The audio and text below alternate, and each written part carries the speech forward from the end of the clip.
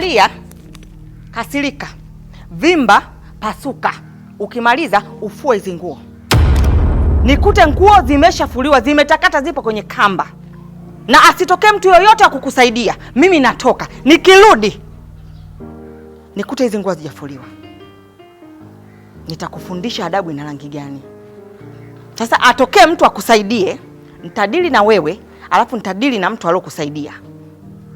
Utanijua mimi ni mtu wa aina gani. Utajua rangi zangu halisi zikoje. Sawa shangazi.